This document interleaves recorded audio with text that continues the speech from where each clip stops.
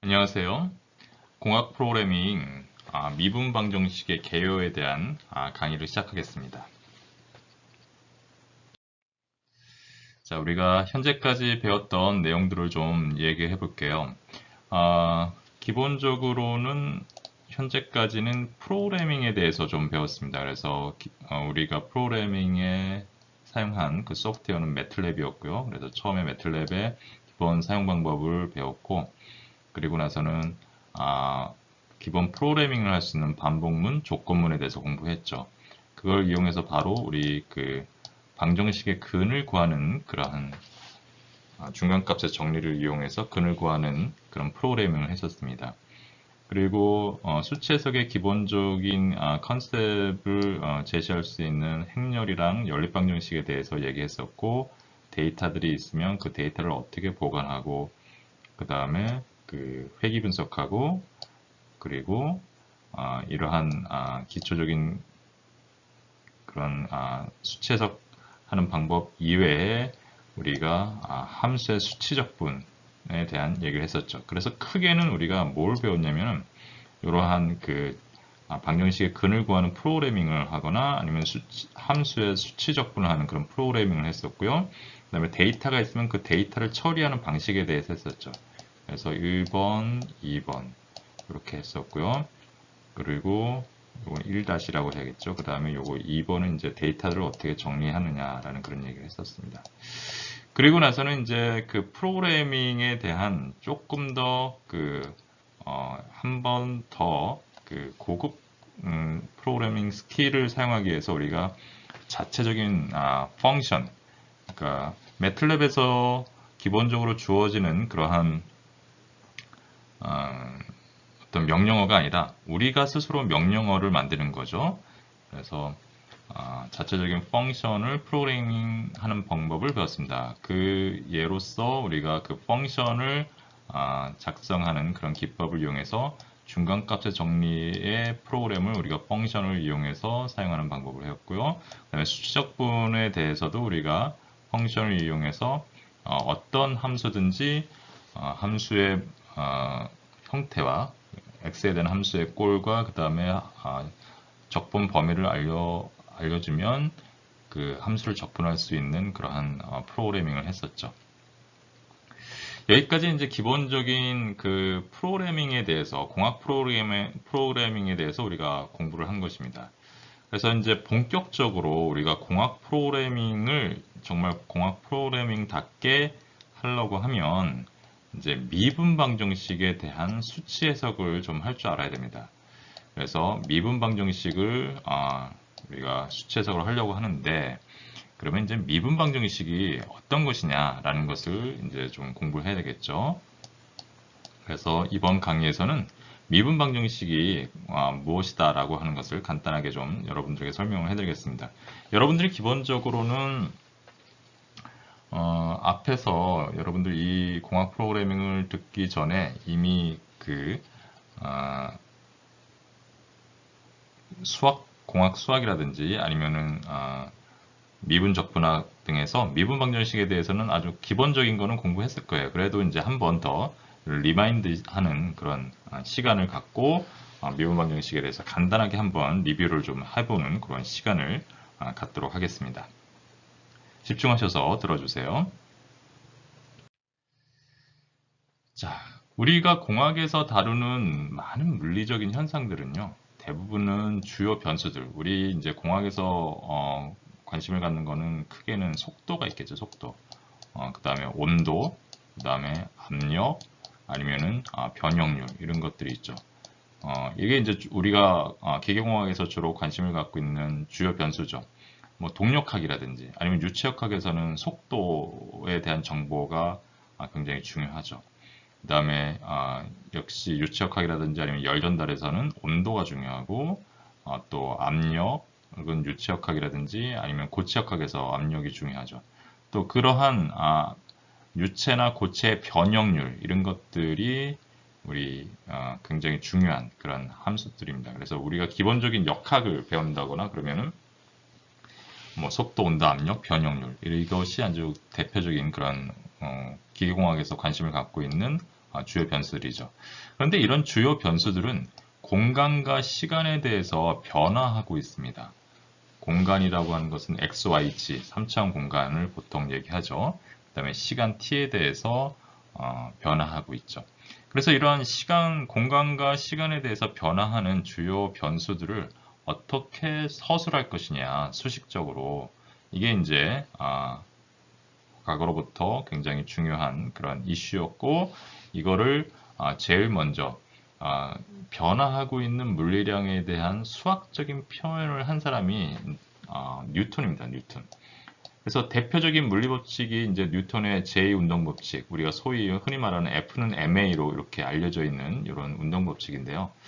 사실은 F는 ma라고 이렇게 단순하게 말하면 좀 곤란합니다. 이건 이제 어디까지나 고등학교 수준 정도의 이야기고요. F는 ma로 이렇게 표현하는 거는 사실은 가장 일반적이고 엄밀하게 표현을 하려고 그러면은 시간에 대한 미분 방정식 형태로 표현해야 되죠. 그래서 F 대신에 우리가 외력의 합력이라고 표현하죠. 그래서 시그마 F는 그래서 물체나 아니면 뭐 물체라고 하는 것은 이게 이제 고체일 수도 있고 유체일 수도 있고요. 그 물체에 작용하는 힘의 외력의 외부에서 작용하고 있는 힘의 합은 운동량의 시간 변화율과 같다. 그래서 dt분의 dmv 이렇게 표현을 할 수가 있죠. 이게 가장 일반적인 그런 운동량 제2 법칙입니다. 제2 운동 법칙이죠. 그래서 이걸 보시면 시간에 대한 미분 방정식으로 표현되어 있어요. 그래서 요거는 이게 다시 하면 요거는 이렇게 쓸 수 있죠. 처음에는 우리 이렇게 두 개의 곱에 m 질량과 속도 벡터의 곱으로 되어 있으니까 먼저 질량을 미분하고 그 다음에 속도 벡터는 그대로 놔두고 그 다음에 질량은 그대로 놔두고 속도 벡터를 미분하고 이렇게 표현할 수가 있겠죠. 요게 이제 우리가 곱에 대한 미분을 이렇게 표현하는데 보통 우리가 질량의 시간에 대해서 거의 변화하지 않는다라고 얘기하죠. 그래서 질량 보존식이 성립하니까 dt분의 dm은 우리가 항상 0으로 이렇게 처리가 되죠. 그래서 m은 항상 상수다라고 하고 요거가 우리가 뭐라고 표현하냐면 요걸 우리가 가속도 a 벡터 이렇게 표현이 되는 거죠.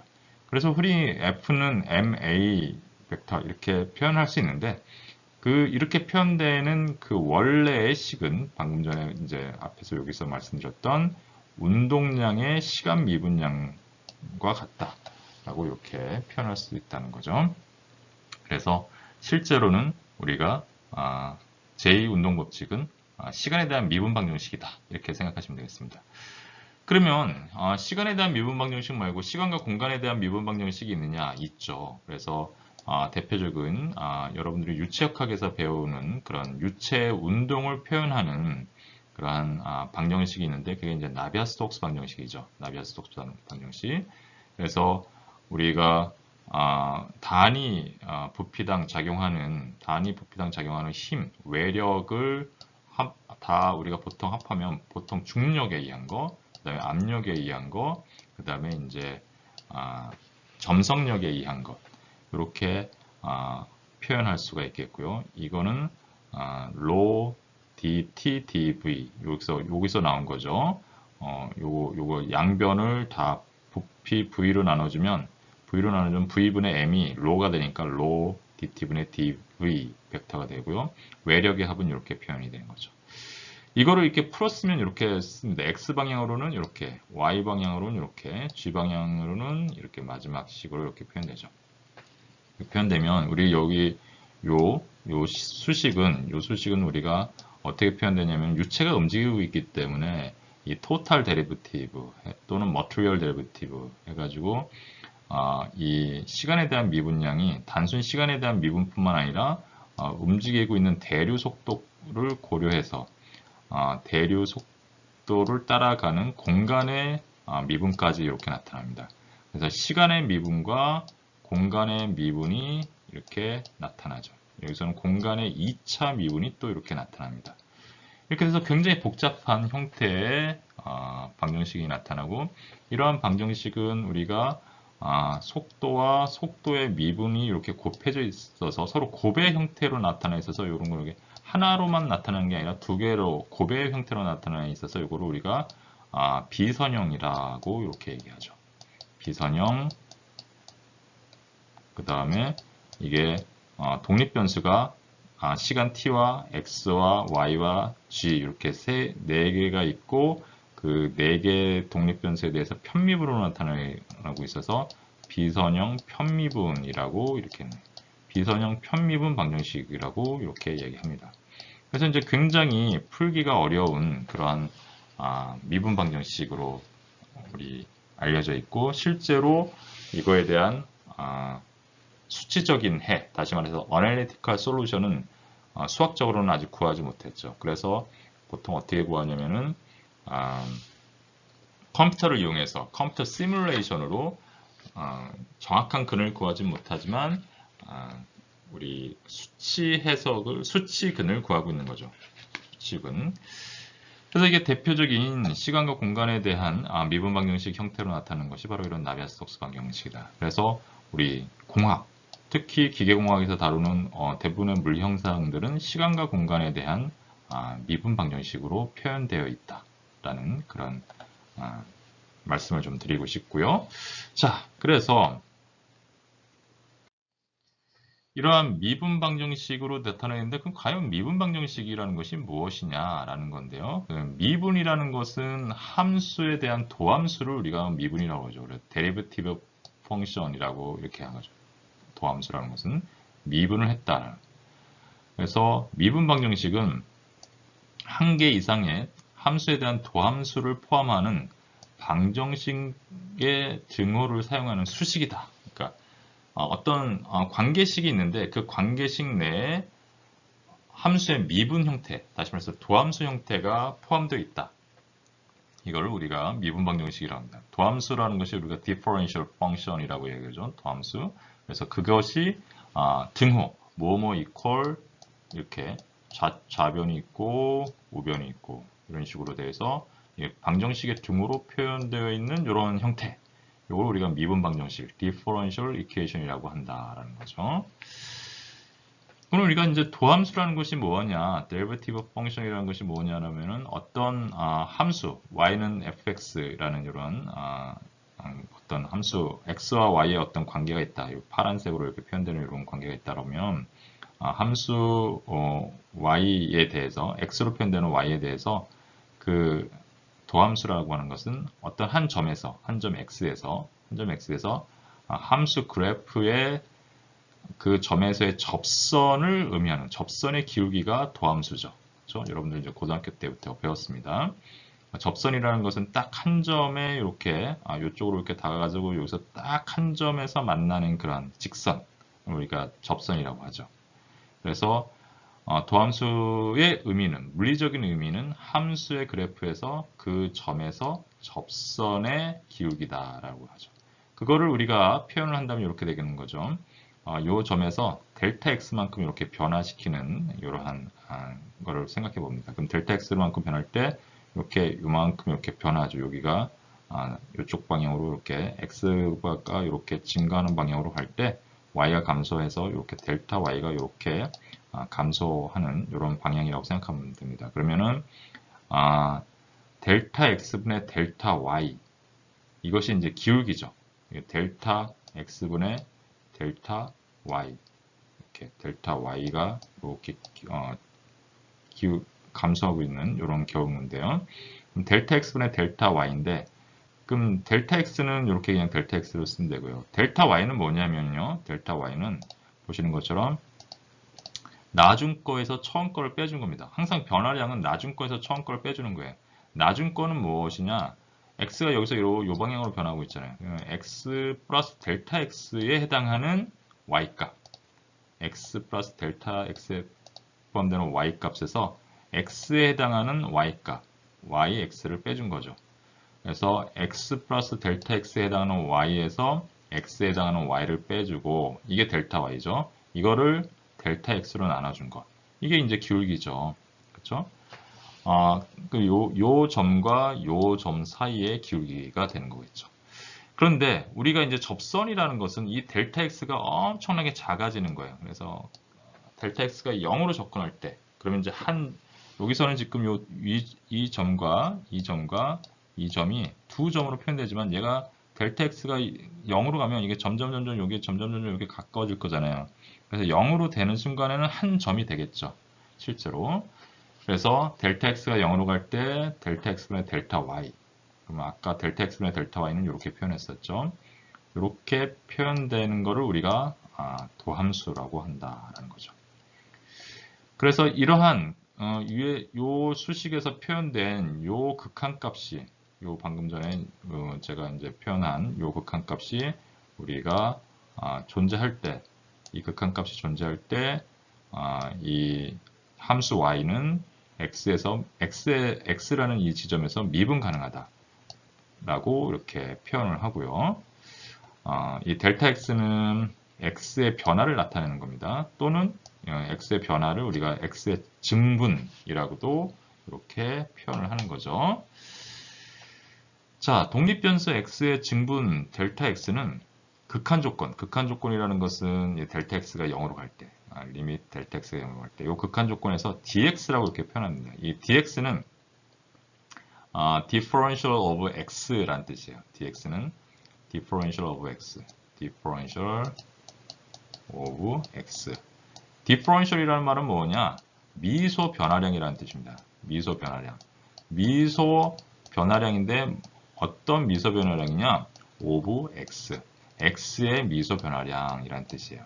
그거를 dx로 이렇게 표현한 겁니다.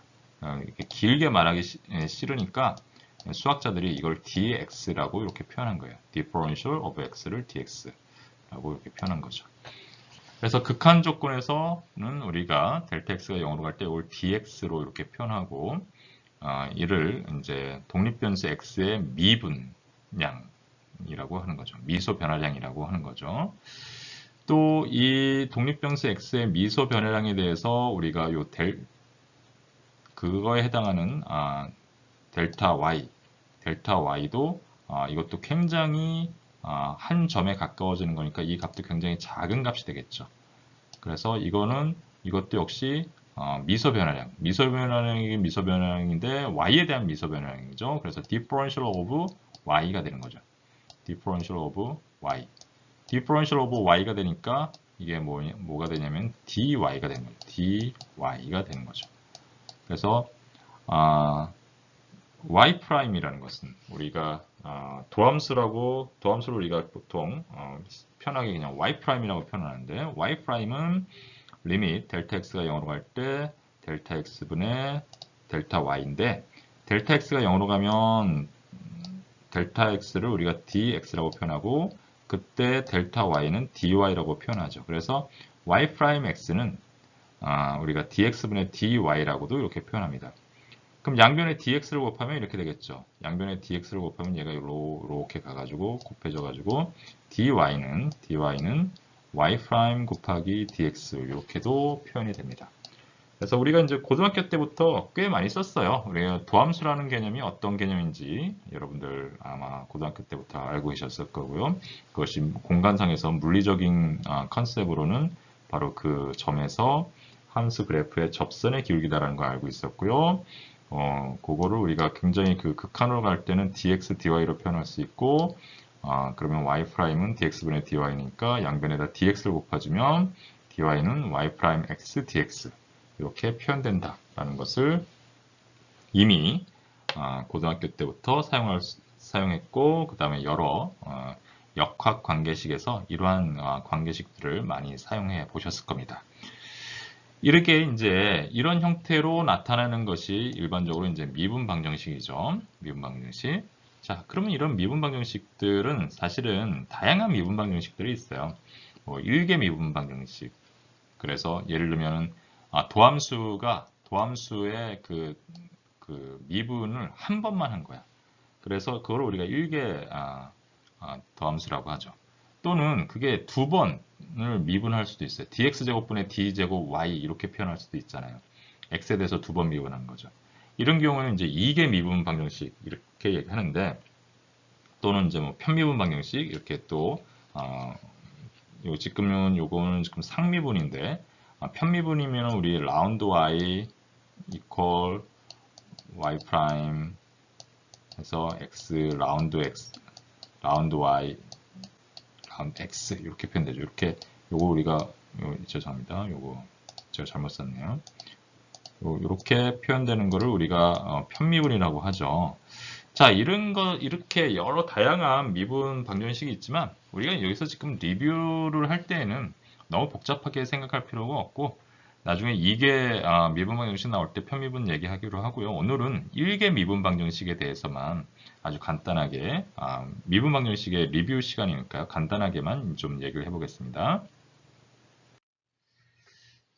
자, 이제 1개 미분 방정식을 한번 얘기해 볼 텐데요. 뭐 1개 미분 방정식이라는 것은 앞에서도 얘기했지만 이제 미분 방정식이라는 것은 이제 도함수를 포함하고 있는데 1개 미분 방정식이라는 것은 그 도함수가 1개 도함수다. 다시 말해서 한 번 미분되어 있는 거다라는 거죠. 그래서 1개 도함수들만 포함한 그런 미분 방정식을 우리가 1개 미분 방정식이다라고 하죠. 가장 일반적인 그런 1개 미분 방정식은 이렇게 표현할 수 있어요. x, y, y 프라임 이퀄 제로. 요거 이제 관계식을 얘기하는 거죠. 요거 라지 f라고 하는 거는 요거 x와 y와 y 프라임으로 표현된 그런 관계식 이퀄 제로 이렇게 표현되는 이런 형태를 우리가 음함수 형태라고 하죠. 음함수 형태. 그래서 어떤 그 관계식 이퀄 보시는 것처럼 0 해가지고 좌변으로 다 몰아넣고 이퀄 0 이렇게 표현되는 이런 음함수 형태로 이렇게 표현되는 경우가 있을 수 있다. 그런데 이제 보통의 경우에는 우리가 논의를 단순화시키기 위해서 우리가 보통 어떤 식으로 표현하냐면 y 프라임이 x와 y에 대해서 이렇게 양함수 형태로 이렇게 이퀄 0이 아니라 y 프라임은 해서 y 프라임을 한쪽으로 몰아넣고 다른 x와 y의 함수꼴로 이렇게 표현하는 그런 경우가 있을 수가 있어요. 이렇게 표현된 걸 우리가 양함수라고 합니다. 우리가 알고 싶어하는 이 함수의 형태를 명확하게 이렇게 표현되는 거. 이건 양함수. 반대로 이렇게 우리가 알고 싶어하는 y 프라임이 다른 변수들이랑 이렇게 포함돼서 한쪽으로 있고 이퀄 0으로 포함되는 걸 이렇게 음함수라고 이렇게 얘기를 하는 거죠. 그래서 논의를 단순화시키기 위해서 우리는 그냥 양함수 형태로 되어 있는 그런 내용으로 생각을 해보겠습니다. 그렇게 생각을 해보면 자, 아까 뭐라고 그랬어요? y 프라임이 뭐라고 했죠? y 프라임은 dx분의 dy라고 이렇게 표현되는 게 뭐라고 그랬죠? 이게 도함수라고 그랬죠? 그래서 요게 우리가 이러한 방정식을 알고 있다면 y 프라임은 fxy, x와 y 함수의 형태. 이거는 f는 이제 어떤 형태인지 모르겠지만 가장 일반적인 형태를 얘기하는 거죠. 이렇게 표현되고 있을 때 y 프라임은 dx분의 dy니까요. 앞에서 이제 리밋 델타 x분의 델타 y인데 델타 x가 0으로 가는 그런 경우에는 dx라고 표현되고 그때 y도 굉장히 작아지니까 dy로 이렇게 표현할 수 있다라고 얘기한 거였죠. 그래서 y 프라임은 dx분의 dy equal fxy 이렇게 된 거죠. 그럼 양변에 요게 dx가 있으니까 곱해주죠. 곱해주면 이쪽으로 곱해주면 얘는 이렇게 지워지면서 여기다가 fxy에다가 dx가 곱해지겠죠. 그럼 dx는 죄송합니다. dy는 fxy 곱하기 dx 이렇게 되겠죠. 그럼 이걸 양변을 적분을 합니다. 적분을. 그래서 적분을 하면 인테그랄 dy는 인테그랄 fxy dx 이렇게 표현이 되겠죠. 이렇게 표현이 되고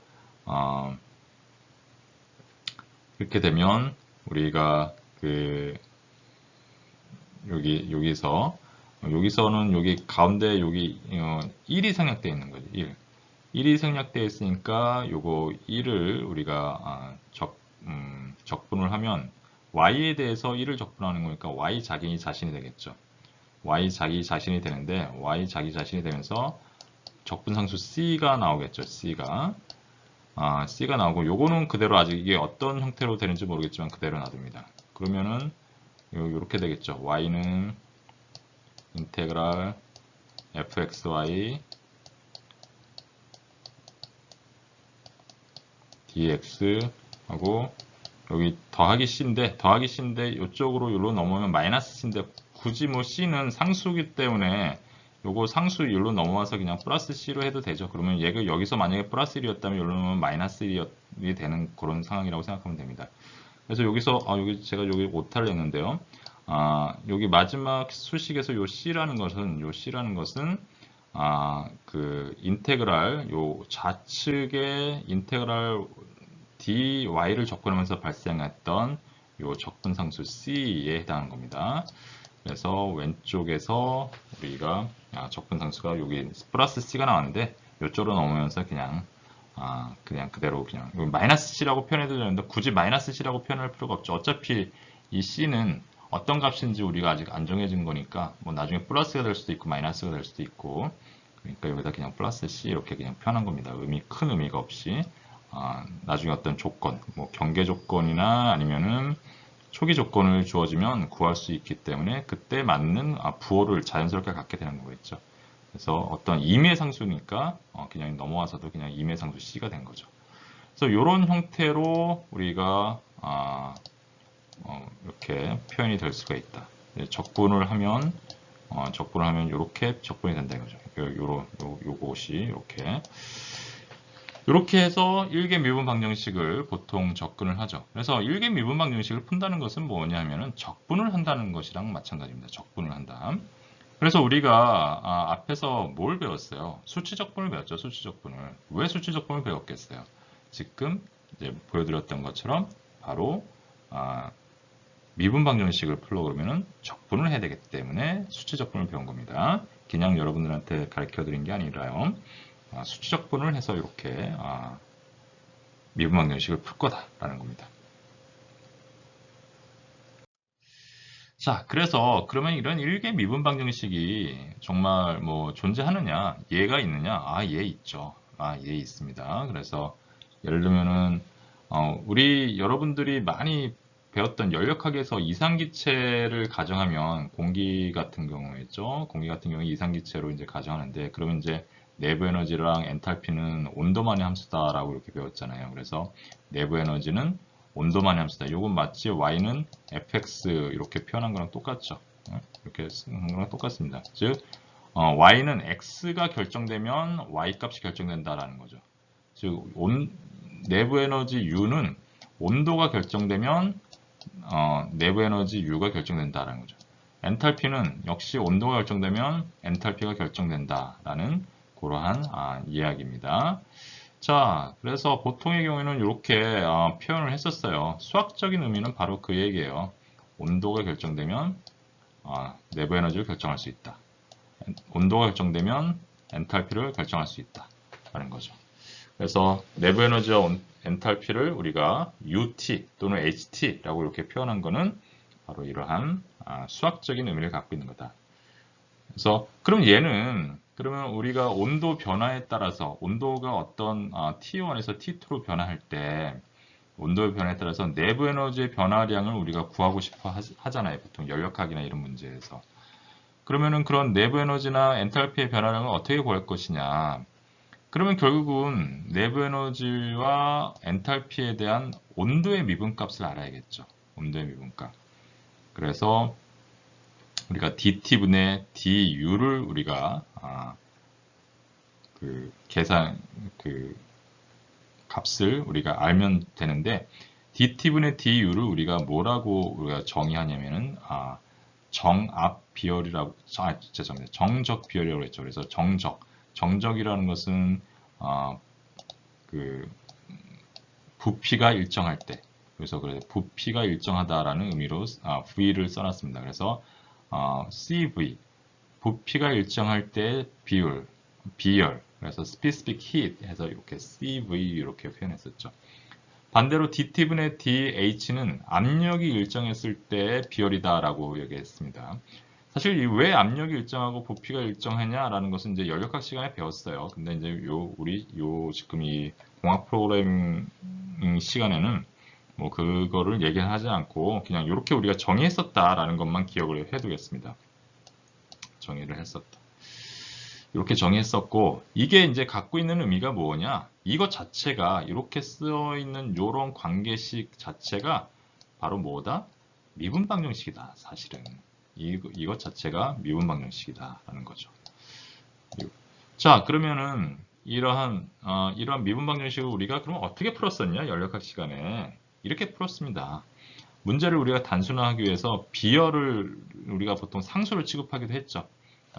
온도 범위가 넓지 않은 조건에서는 비열의 변화가 크지 않다라고 이야기를 했었어요. 그래서 얘를 마치 상수로 취급을 했죠.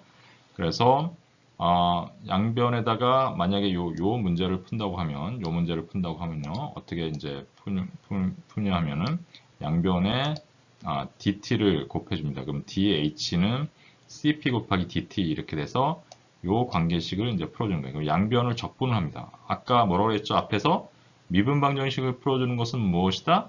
적분을 하는 것이다 라고 이렇게 했습니다. 그러면은 인테그랄 dh는 왼쪽을 적분하면 인테그랄 dh가 되고요. 오른쪽을 적분하면 인테그랄 cp dt 이렇게 되는데 문제를 단순화시키기 위해서 우리가 뭐라고 했어요? 비열을 우리가 상수 취급을 보통 많이 했다라고 했죠. 우리 연력학 시간에 그렇게 했어요.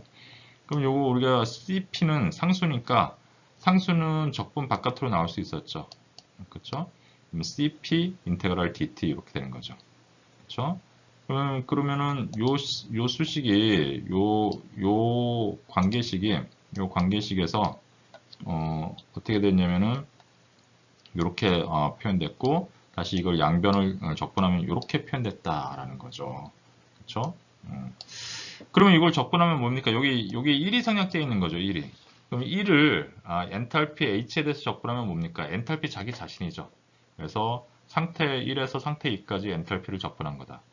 그런 거는 적분했다는 것은 뭐예요? 변화량을 여기 보면은 변화량을 다 더했다라는 거죠. 변화량을 더했다는 건 뭐예요? 변화량 최종 변화 전체 변화량이라는 거죠. 전체 변화량은 뭐예요? 나중 값에서 처음 값을 빼준 거. H2 빼기 H1. 나중에 엔탈피, 상태 2에서의 엔탈피 빼기 상태 1에서의 엔탈피가 되는 거죠. 좌측은. 반면에 우측은 CP 곱하기 여기 1이 생략되어 있는 거예요. 1. 그래서 1이 생략되어 있으니까 1을 온도에 대해서 적분하면 온도 자기 자신이 되죠. 여기서 1을 엔탈피에서 적분하면 엔탈피 자기 자신이 되는 것처럼 여기서는 온도를 적분하면 온도 자기 자신이 되는 거죠. 그러면은 상태 1에서 상태 2까지 온도의 값을 우리가 하면은 요거 T2-T1이 되는 거죠.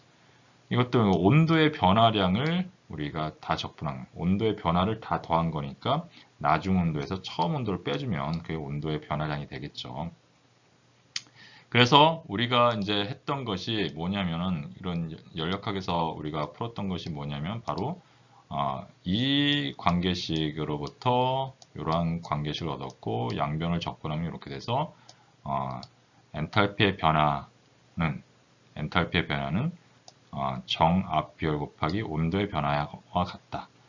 라고 했던 그런 연력학의 관계식이 바로 이러한 미분 방정식을 푼 거랑 마찬가지였다는 거죠. 근데 가장 우리 이제 풀기 쉬운 1개 미분 방정식을 풀었던 거고 그 1개 미분 방정식 중에서도 요 CP 값이 상수인 그런 값을 우리가 구했던 거에 해당하는 겁니다.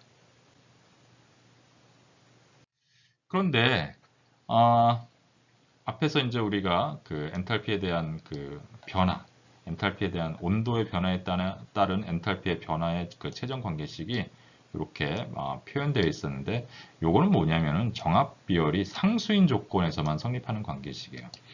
근데 보통의 경우에는 그 정압 비열이 비열이 상수는 아니죠. 온도가 올라감에 따라서 1도 올리는데 필요한 에너지가 더 일반적으로 많이 듭니다. 그래서 어떻게 되냐면은 비열이 증가한다는 얘기죠. 그래서 보통의 경우에는 온도가 이렇게 증가함에 따라서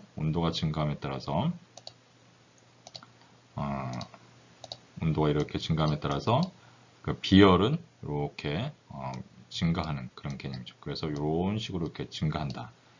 대표적인 얘가 이제 산소에 해당하는 거죠. 산소의 경우는 정압 비열이 이러한 그런 패턴을 붉은색의 이러한 그 패턴을 따르는데 이 관계식이 어떻게 되냐면요. 이렇게 표현된다. CP는 이런 식으로 쭉 이런 관계식이 성립이 되죠. 언제 온도가 300켈빈에서 3500켈빈에서 사이일 때 300켈빈이면은 거의 이제 우리 대기 온도 정도죠. 3500켈빈이면 이거 굉장히 뜨거운 거예요. 굉장히. 사실은 인간이 다다를 수 있는 그런 온도가 이제 좀 있는데 물론 수억 도까지 올릴 수 있습니다. 인간의 그 기술력으로. 근데 그런 거는 굉장히 하이테크가 들고 굉장히 많은 고가의 비용이 드는데 일반적으로 우리가 뭐 자동차 엔진이나 아니면 용광로나 이런 데서 올라가는 온도가 용광로의 온도가 대략 한 1600도씨예요. 그러니까 거기다가 273 정도를 더하면 얼마가 되겠습니까? 한 1900도씨, 1900 켈빈 정도가 되겠죠. 그러니까 3500켈빈이면 굉장히 그 높은 온도입니다. 그다음에 우리 자동차 안에 연소가 일어나는 그 상황에서 그 연소실의 온도가 대략 한 2500 켈빈 정도가 되는 거예요. 3500 켈빈은 굉장히 높은 온도예요.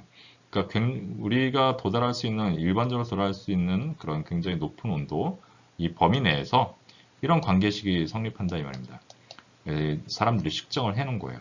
그래서 이 데이터로부터 이런 관계식을 얻을 수 있고, 실은 이 CP는 보시는 것처럼 온도의 함수죠. 이렇게 온도의 함수. 복잡한 1.5승, 마이너스 1.5승, 그 다음에 마이너스 2승에 해당하는 이러한 관계식이 있고, 그걸 그래프로 그리면 이렇게 그래프로 그릴 수 있는 거죠. 그러면은 우리가 미분방정식을 푼다라고 하는 것은 이 경우에는 상수가 아닌 경우에는 이 미분방정식을 푸는 것은 바로 이 관계식에서 CP를 여기다가 갖다 놓고 그걸 적분하는 거죠. 그렇죠? 그러면 그게 어떻게 될 건가 한번 간단하게 한번 보십시다. 그러면 앞에서 우리가 정학 비열의 관계식을 우리가 보여줬단 말이에요. 그런 좀 복잡한 식이었죠. 요 식이었어요. 요 식이 이제 CP 값이었죠. 그래서 이 CP가 이 경우에는 이렇게 표현한 경우는 CP가 상수가 아니에요. 이 경우에는 상수가 아니죠. 컨스탄트 하지 않고 이 경우에는 뭐다? 상수가 아니고 온도의 함수다 이 말이에요. 온도의 함수. 온도의 함수. 온도의 함수로 표현된다고 하면 결국 온도에 대해서 적분을 해야 되겠죠.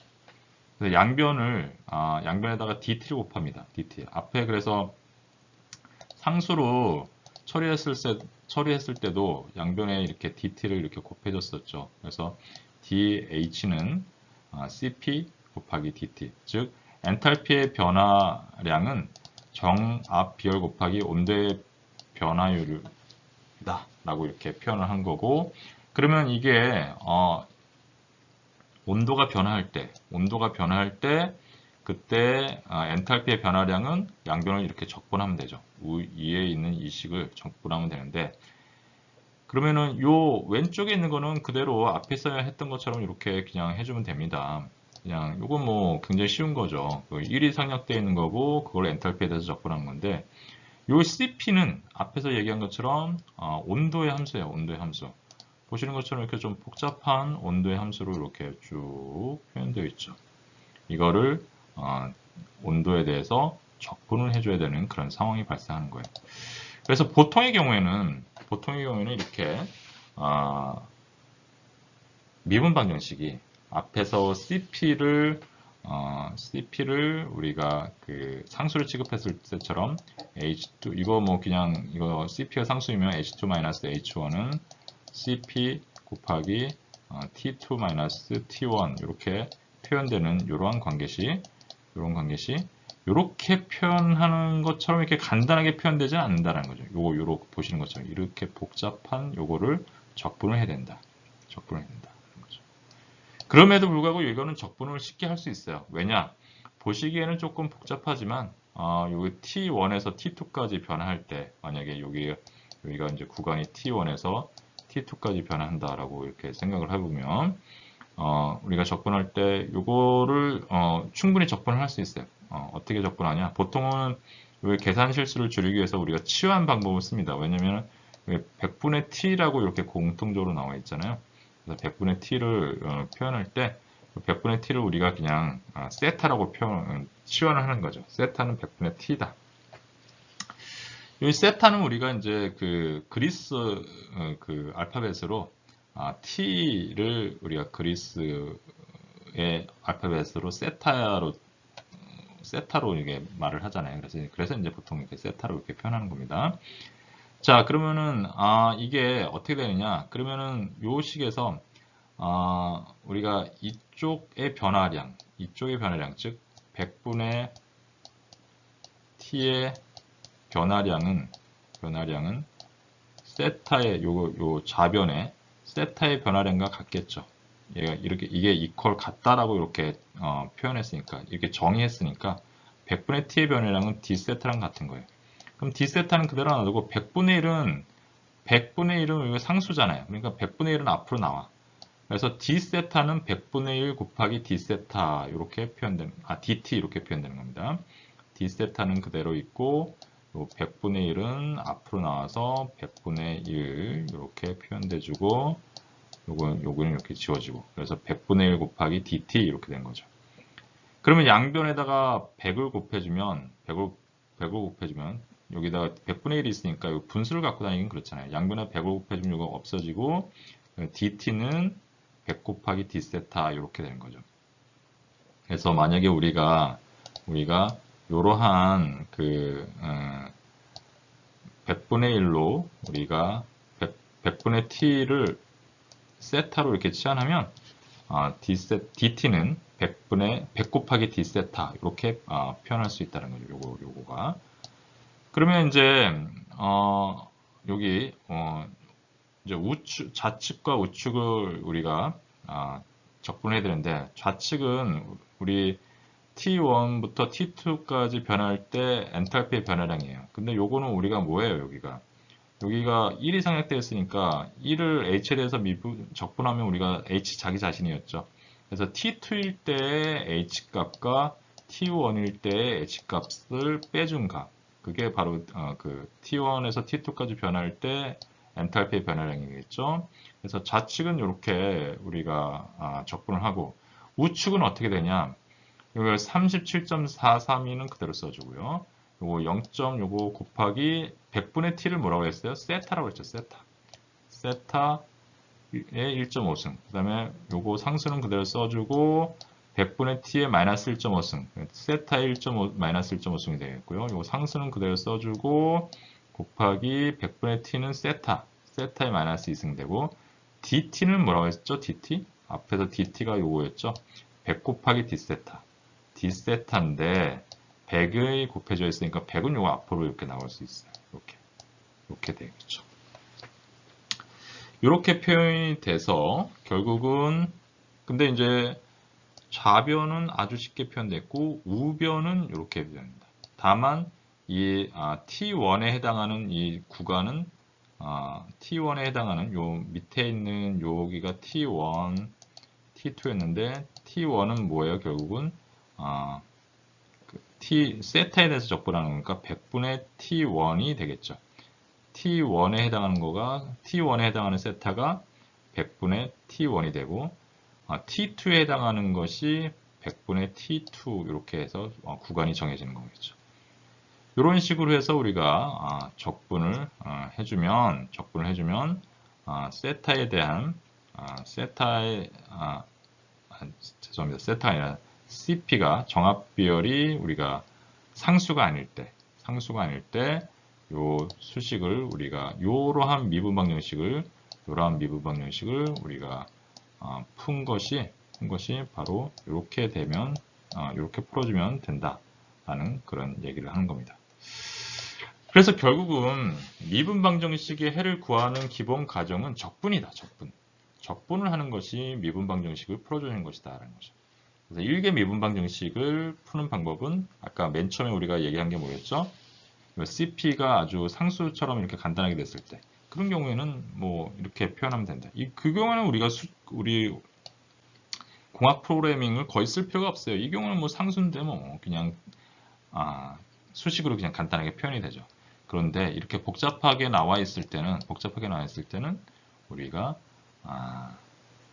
공학 프로그래밍에서 배운 프로그래밍 기법을 쓰면 조금 더 편안하게 계산을 할 수 있다. 특히 적분이 잘 안 되는 경우, 그런 경우에는 수학 어널리틱한 수학적인 근으로 딱 떨어지지 않는 경우에는 우리가 이런 적분을 썼을 때 공학 프로그램의 적분 그 알고리즘을 썼을 때 사다리꼴로 우리 했었잖아요. 아주 편하게 사용을 할 수 있다라는 거죠. 자, 이게 이제 일개 미분 방정식의 예였습니다. 우리 이제 공학에서 배웠던, 역학에서 배웠던, 그 중에서도 이제 연력학에서 배웠던 그러한 미분 방정, 일개 미분 방정식의 예를 이제 표현을 해드린 겁니다. 그런데 사실은 이런 일개 미분 방정식이 앞에서 우리 이야기했던 것처럼 아주 간단하게 표현될 거냐, 이런 이상기체에서 엔탈피나 아니면 내부 에너지처럼 그렇게 표현될 거냐, 그렇지는 않아요. 그래서 보통의 경우는 조금 더 복잡해요. 그래서 아래처럼 일개 미분 방정식이 y''은 이 양함수 형태로, y''에 대해서 양함수 형태로 이렇게 표현된다고 하면 y''은 해가지고 f, x, y 이런 식으로 양함수 형태로 이렇게 표현되는 경우가 꽤 있다. 그런데 만약에 x와 y의 함수를 분리할 수 있다면, 분리라는 것은 분수로 분리할 수 있다는 겁니다. 이렇게 gy분의 hx로 이렇게 분리할 수 있다면, 그래서 뭐 곱하기라든지 아니면 곱하기는 결국은 분수 형태로 똑같은 거죠. 그래서 보시는 것처럼 이 분모를 y로 이렇게 표현해 줍니다. 왜 분모를 y로 표현해 주냐?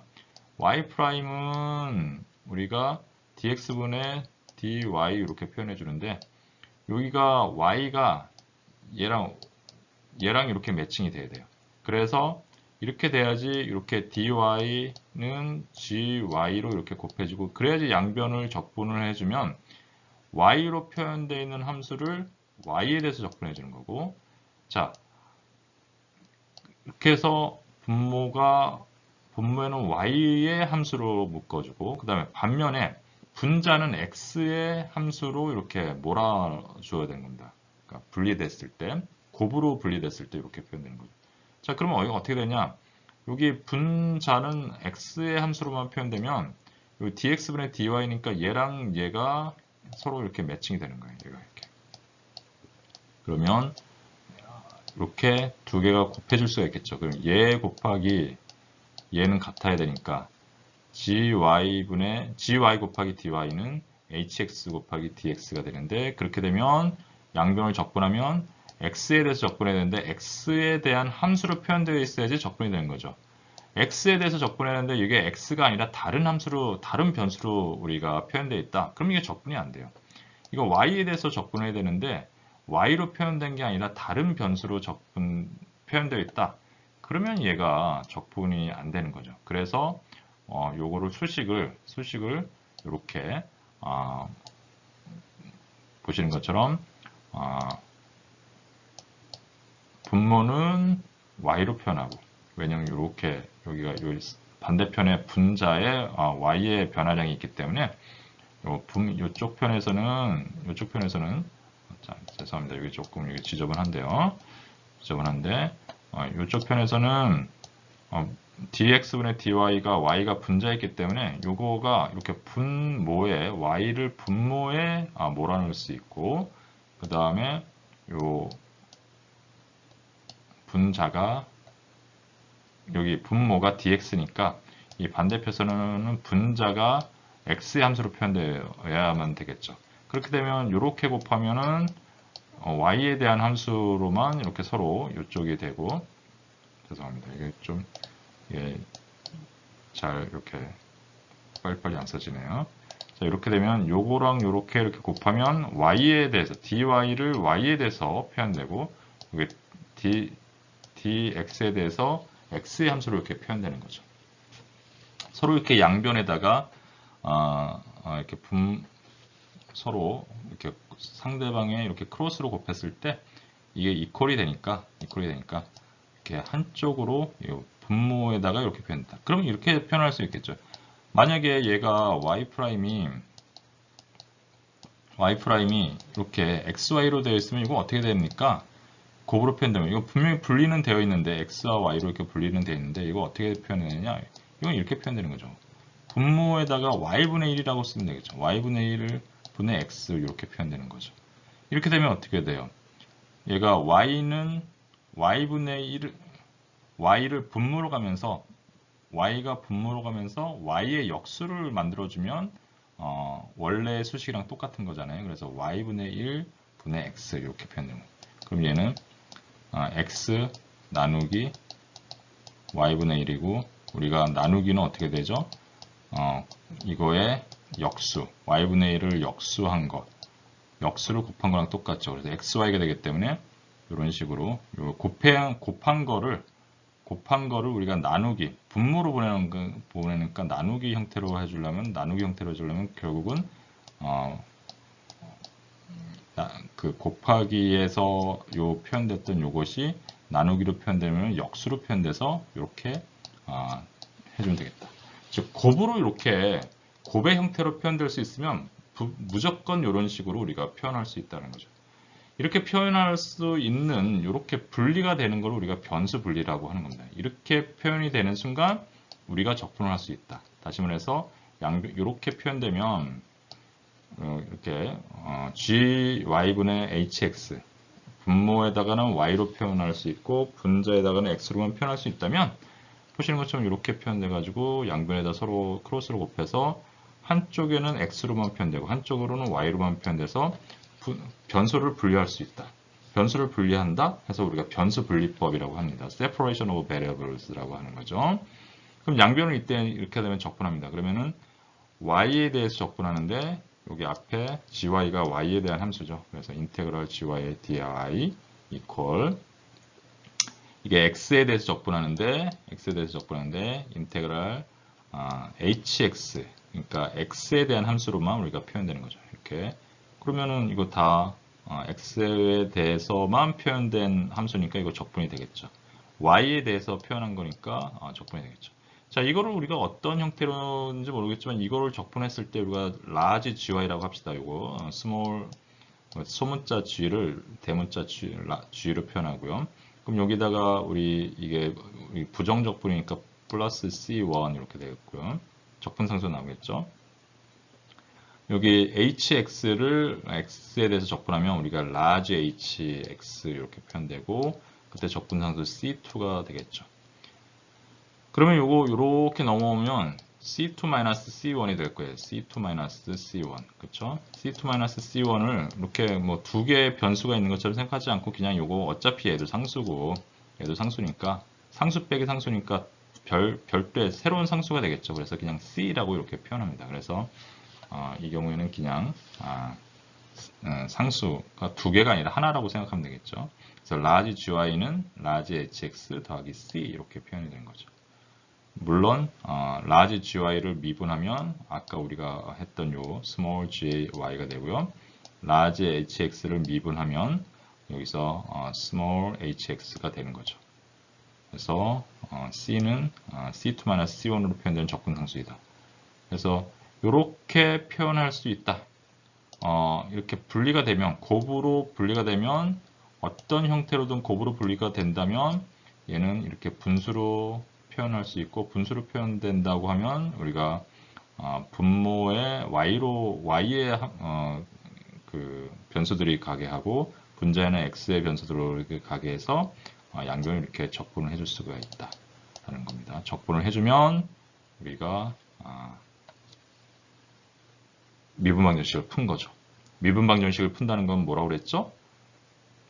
적분을 한다는 거였습니다. 그러니까 적분을 할 수가 있다. 다시 말해서 미분방정식을 풀 수가 있다라는 겁니다. 이게 이제 변수 분리에 대한 기법입니다. 그래서 이러한 변수 분리의 예제를 한번 간단하게 한번 풀어보십시다. 그래서 1개 미분방정식이 이렇게 있다. y'은 2xy 제곱이다 라고 이렇게 되어 있다라고 생각하고 그 중에 하나의 그 초기 조건이 x가 2일 때 y의 값이 1이다 라고 이렇게 되어 있는 경우에 이건 변수 분리 앞에서 했던 변수 분리로 어떻게 이제 할 거냐라는 거죠. 그러면 이건 이렇게 쓰면 됩니다. y'은 우리가 2xy인데 분모에다가 2x는 그냥 분자는 그냥 2x로 놔두시고 요 y제곱을 분모로 내보내야 되는데 y제곱은 그냥 분모로 가면은 y 그냥 제곱으로 가는 게 아니라 y제곱의 역수 y제곱분의 1로 이렇게 가야 되는 거겠죠. 이렇게 가는 거죠. 이렇게 돼서 하면은 얘는 y'은 아까 뭐였어요? 아까 dx분의 dy였죠? dy였습니다. 이렇게 되니까 양변에다가 우리가 y제곱분의 1을 곱해준다.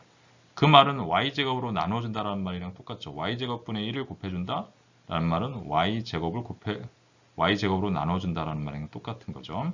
그럼 얘를 여기다가 곱해주면 2x는 y제곱분의 1, 얘가 1로 넘어가니까 y제곱분의 1 dx분의 dy가 되겠고요. 여기다가 다시 양변에다가 dx를 곱해줍니다. 그럼 얘는 이렇게 가겠죠. 그러면은 y제곱분의 1 dy는 얘가 1로 넘어오면 2x dx 이렇게 된 거죠.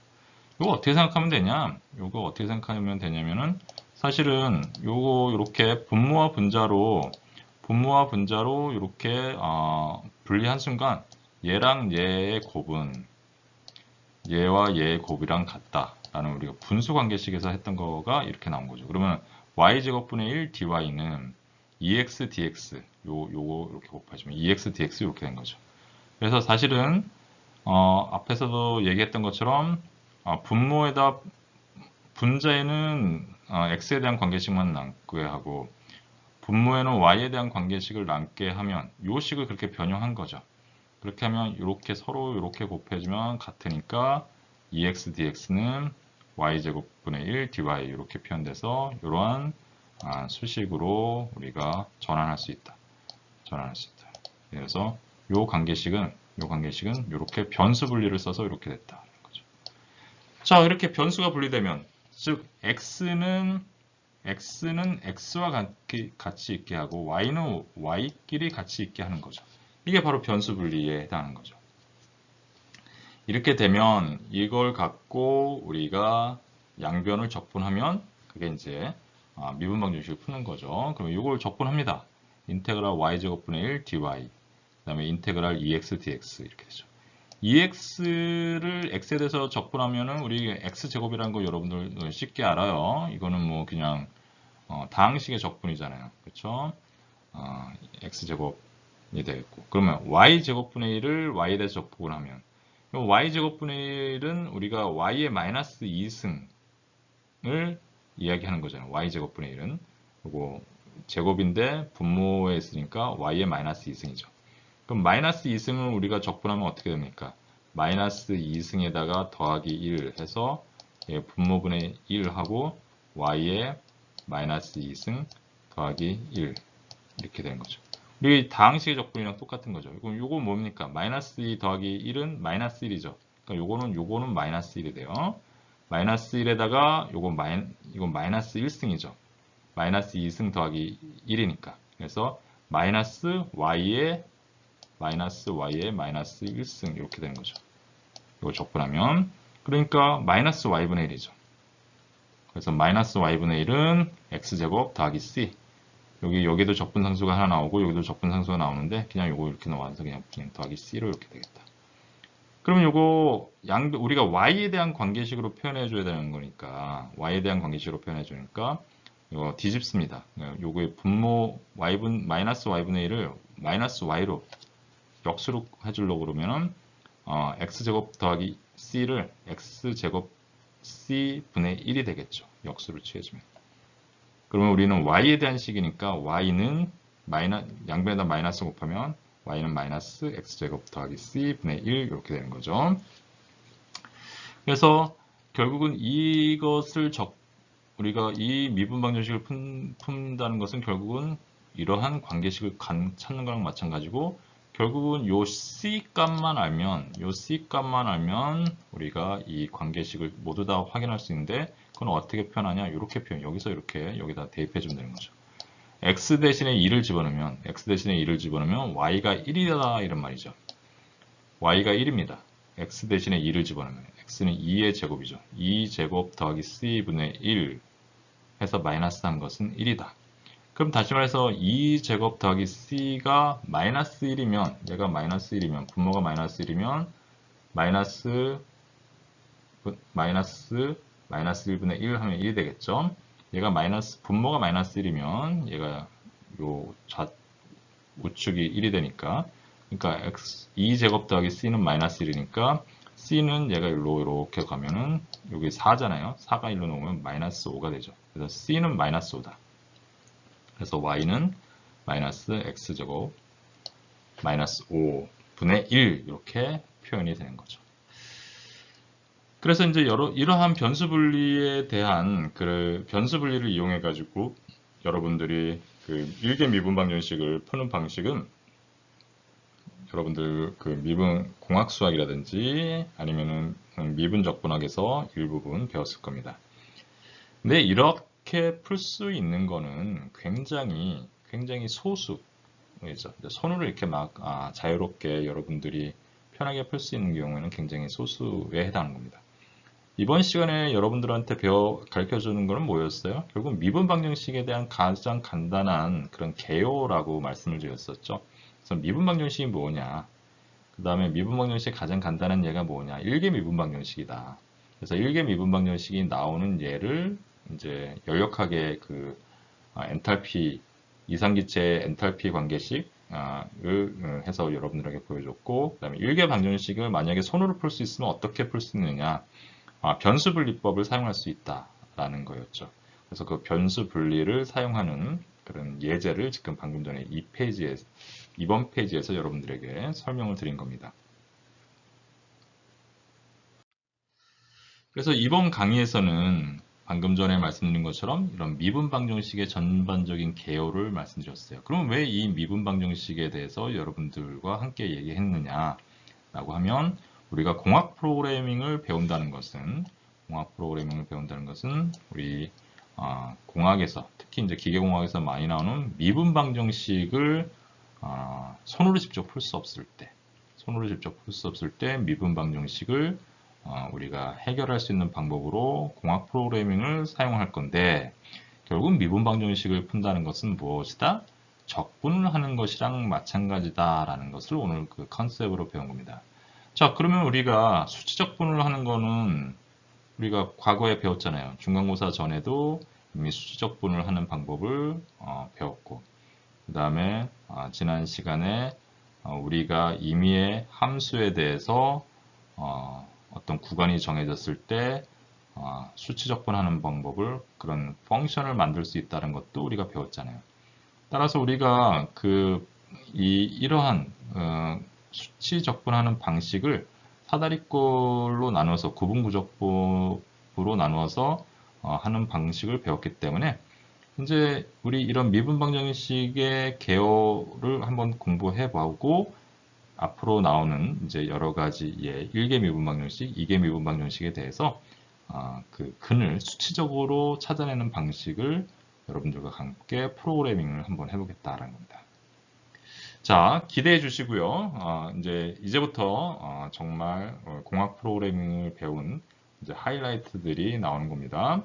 앞으로 열심히 공부해 주시면 우리 이 프로그래밍으로 여러분들이 많은 이 공학 프로그래밍을 배우기 전에 배웠던 여러 역학 문제에서 나왔던 그런 미분 방정식들의 해를 공학 프로그래밍으로 해석할 수 있는 그런 힘을 기를 수 있게 될 것이라고 생각됩니다. 자, 오늘 고생 많으셨고요. 잘 이해 안 되는 부분들은 다시 앞으로 가서 잘 한번 학습해 보시고요. 고생 많으셨습니다. 수고했습니다.